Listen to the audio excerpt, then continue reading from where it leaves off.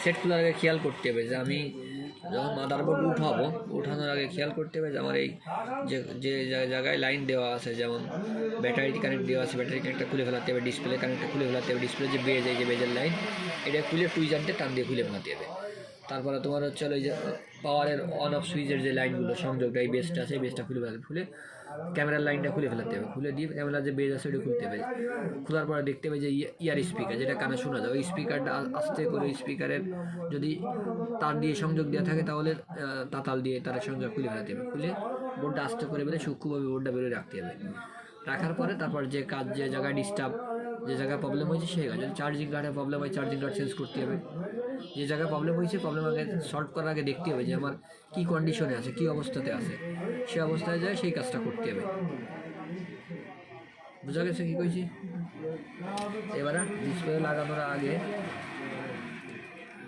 ভালোভাবে ময়লাগুলো পরিষ্কার করতে হবে।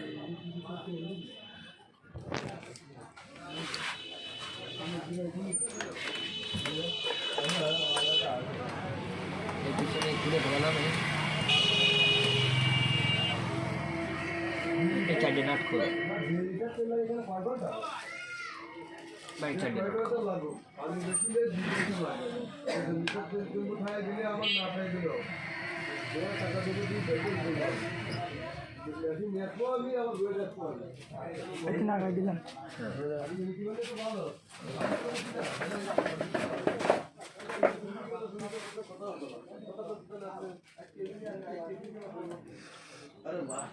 ফোন ডালাই তো ব্যাটারি ডালাই এই বেজে কয় ডালাই আর এনে কয় খোলা। ওইটা ডাইরেক্ট করছে তোমার যে ফ্রেড ডাইরেক্ট করে অ্যাটাচ করা।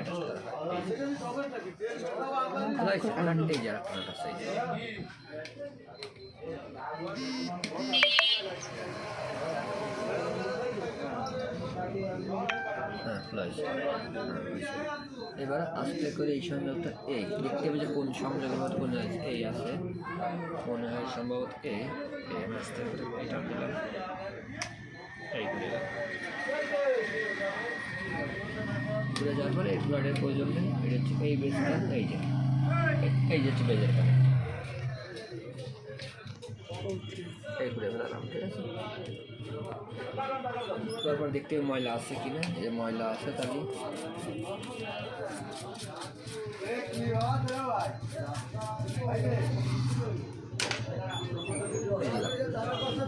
কাজ হয়ে গেছে।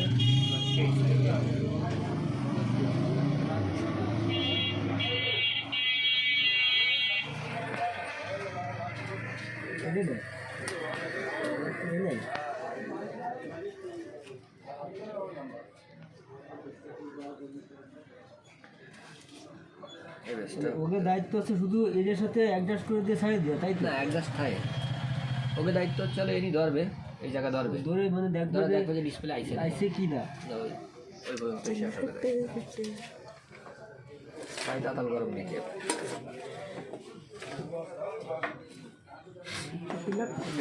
একটু হাওয়া ছাড়তে